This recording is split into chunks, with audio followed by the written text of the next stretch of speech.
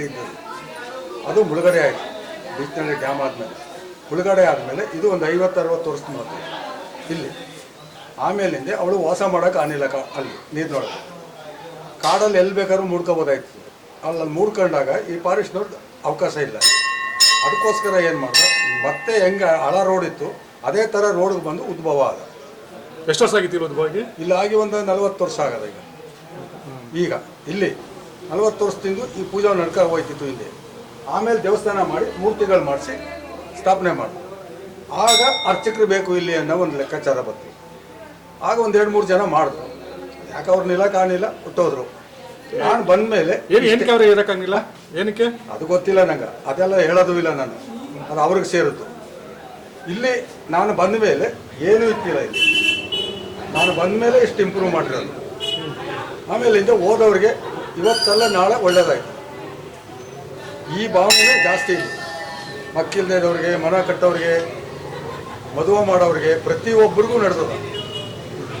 ಅದು ಇದು ಇವಳ ಶಕ್ತಿ. ಅದರಿಂದ ನಡ್ಕೊ ಹೋಯ್ತಾ ಇದ್ದಾರೆ. ಇದು ದಿನ ಪೂಜೆ ಯಾವಾಗ ಸ್ಟಾರ್ಟ್ ಆಗಿರೋದು? ಇದು ಹೆಚ್ಚು ಕಮ್ಮಿ ಒಂದು 10 ವರ್ಷನೇ ಆಯ್ತು ಅಂತ ತಿಳ್ಕೊಳ್ಳಿ. ಈಗ ಏನಕ್ಕೆ ಭಕ್ತರ ಸಂಖ್ಯೆ ಜಾಸ್ತಿ ಆಯ್ತು ಅಂತಾನೆ ಏನು? ಈಗ ಸ್ವಲ್ಪ ಮೊದಲು ಕೋವಿಡ್ ಬರೋಕ್ಕೆ ಮುಂಚೆ ನಡೀತಿತ್ತು ಚೆನ್ನಾಗಿ. ಕೋವಿಡ್ ಬಂದಮೇಲೆ ಒಂದು 5-6 ವರ್ಷ ಸ್ಟಾಪ್ ಆಯಿತು. ಮಧ್ಯೆ ಬರ್ತಾ ಇದ್ರು, ಸ್ಟಾಪ್ ಆಯಿತು. ಈಗ ಸ್ವಲ್ಪ ಸ್ಟಾರ್ಟ್ ಆಯ್ತಾ ಅದ. ಸರ್, ಮಾಸ್ತಮ್ಮ ಅಂದರೆ ಕಾಡಿನ ಮಕ್ಕಳ ತಾಯಿ ಅಂತಾರೆ. ಅದು ಮಾಮೂಲಿ. ಮಾಸ್ತಮ್ಮ ಅದು ಕಾಡಲ್ಲಿ ಮೂಡಿರೋದು ಯಾತಕ್ಕೆ ಅಂತಂದರೆ ಅವರು ಕಾಡಲ್ಲೇ ಇರುತ್ತಾನೆ. ಅವರು ಒಂದು ಆನೆ ಆಗಲಿ, ಹುಲಿ ಆಗಲಿ, ಇನ್ನೊಂದಾಗಲಿ ಏಟಾಗಬಾರ್ದು ಅವ್ರಿಗೆ. ಆ ಶಕ್ತಿ ಇವಳು ಕೊಡ್ತಾವಳು. ಅಂದರೆ ಕಾಡನ್ನ ಜನ ಅಂತಂತ ಅದು ಲೆಕ್ಕಾಚಾರ ಮಾಡ್ಕೊ ಹೋಗ್ತಾ ಇರೋದು. ಅಂದರೆ ಇದು ಪ್ರತಿಯೊಬ್ಬರಿಗೂ ಬೇಕು ಈ ದೇವ್ರುಗಳು. ಮಾಡದೇ ಇರೋ ಗಂಟೆ ಅದು ಕಾಡಿನ ದೇವರು ಅನ್ಕೊ ಹೋಗ್ತಾ ಇತ್ತು. ಮಾಡೋರು ಇತ್ತಿಲ್ಲ ಅವತ್ತಿನ ಬಿಡ್ತಾರೆ. ಈಗ ಎಲ್ಲ ಥರದವರು ನಡ್ಕೊ ಹೋಯ್ತಾ ಇದ್ದಾರೆ. ಕಾಡು ಪ್ರಾಣಿಗಳು ಜಾಸ್ತಿ ಮೇಲೆ ಇಲ್ಲಿ 3 ದೇವ್ರಿಗೂ ಬೆಳ್ಳಿ ಒಂದು ಪ್ರಸಾದ ಆಯ್ತು, ಅಲಂಕಾರ. ಸ್ವಂತ ನಿಂತು ನೋಡಿ ಅಲ್ಲಿ ಅವರೇ ಮಾಡಿಸ್ಕೊಂಬಂದು ಕೊಟ್ಟಿರೋ.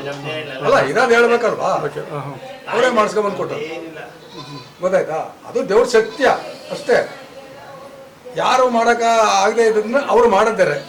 ಆಮೇಲೆ ಈಗ ಕಣ್ಣು ಇವು ಅವರೇ ಮಾಡಿಸಿರೋದು. ಆ ಥರ ಅಂದ್ರೆ ಬೇಡಿಕೆ ಈಡೇರಿದ ಅಂದ್ಬಿಟ್ಟು ಈಡೇರ್ತಾ ಇರ್ತದೆ. ಅದರಿಂದ ಮಾಡ್ಕೊ ಬರ್ತಾರೆ. ಅದೇ ಅದೇ ಒಂದು ಕೂಸಿಗೆ ಸ್ವಲ್ಪ ಭಾರಿ ಇದಾಗಿತ್ತು. ಅದು ಅದು ಸ್ವಲ್ಪ ಇಂಪ್ರೂವ್ ಆದ. ಆಮೇಲೆ ಚಿಂದ ಕಣ್ಣು ಮಾಡಿಸ್ತೀವಿ ಅಂದ್ಬಿಟ್ಟು ಮಾಡಿಸ್ಕೊಂಬಂದ್ಬಿಟ್ಟು ಈಗ ಸಾಮಾನ್ಯವಾಗಿ ಚೆನ್ನಾಗಿ ಆಗೋಣ ಹುಡುಗ. ಇಲ್ಲಿ ಬಂದಾಗ ತೆಮತ ಇತ್ತಿಲ್ಲ.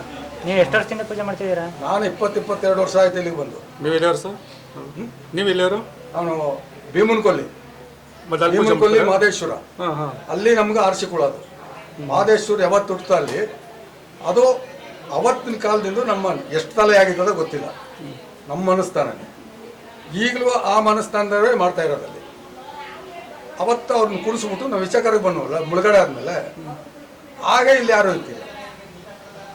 ಇವಳು ಇಲ್ಲಿ ಕರೆಸ್ಕೊಂಡ ಮತ್ತೆ ಹೋಗ್ಬಾರ್ದಲ್ಲ ಅಲ್ಲಿಗ ಅಂತಬಿಟ್ಟು ಕೈ ಓನಿಲ್ಲ. ನಾವು ಇದನ್ನ ನಡ್ಕೊ ಹೋಯ್ತಾ ಇಲ್ಲ. ನಮ್ಮ ಅತ್ತೆ ಅವ್ರ ಅತ್ತೆ ಎಲ್ಲ ಕಾಡಲ್ಲಿದ್ದಾಳೆ ಅಂತ ಹೇಳ್ತಿದ್ರಂತೆ. ನಾವು ಮನೇಲೇ ಪೂಜೆ ಮಾಡ್ತಾ ಇದ್ವಿ. ಈಗ ಒಂದು 15 ವರ್ಷದಿಂದ 15-16 ವರ್ಷದಿಂದ ಇಲ್ಲಿ ಬರ್ತಾ ಇದ್ವಿ. ಮನೇಲಿದ್ದಾಗ್ಲೂ ಅದೇ ಥರ ನಮಗೆ ಸಹಕಾರ ಕೊಟ್ಕೊಂಡು ಬಂದು ಈಗಲೂ ಅದೇ ಥರ ಸಹಕಾರ ಕೊಟ್ಕೊಂಡು ಬರ್ತಿದ್ದಾಳೆ. ನಾವು ಏನು ನೆನೆಸ್ಕೊಂಡ್ರು ಇಲ್ಲ ಅಂತ ಮಾತ್ರ ಯಾವತ್ತೂ ಆಗಿಲ್ಲ. ಅದು 1-2 ದಿನ ನಿಧಾನ ಆದ್ರೂ ಕೆಲಸ ಮಾತ್ರ ಚೆನ್ನಾಗಾಗುತ್ತೆ. ಆದರೆ ಕೋಪ ಬಂದರೆ ಅಷ್ಟೇ ದುಷ್ಟಳು ತಾಯಿ ಮಾತ್ರ, ಯಾರನ್ನೂ ಕ್ಷಮಿಸಲ್ಲ. ಸಾಮಾನ್ಯವಾಗಿ ಕಾಡಲ್ಲಿ ವಾಸಿಸೋ ದೇವರುಗಳನ್ನ ಮೇಡಮ್, ನೆಲೆಸಿರೋ ದೇವರುಗಳನ್ನ ಪವರ್ಫುಲ್ ಅಂತ ಹೇಳ್ತಾರೆ. ತುಂಬಾ ಸರ್, ತುಂಬಾ ಪವರಲ್ಲಿ ತುಂಬಾ ಪವರ್ ಇದೆ ತಾಯಿ ಅಮ್ಮ ಅಂತ. ನಿಮ್ಗೆ ಏನಾರು ಒಳ್ಳೇದಾಗಿದೆ? ನನಗೆ ಆ್ಯಕ್ಚುಲಿ ನಮ್ಮ ಮನೆಯದು ಈ ತಾಯಿಗೆ ಹಬ್ಬ ಗೌರಿ ಹಬ್ಬದ ಟೈಮಲ್ಲಿ ನಾವು ಬಳಕೆ ಅಂತ ಮಾಡ್ತೀವಿ.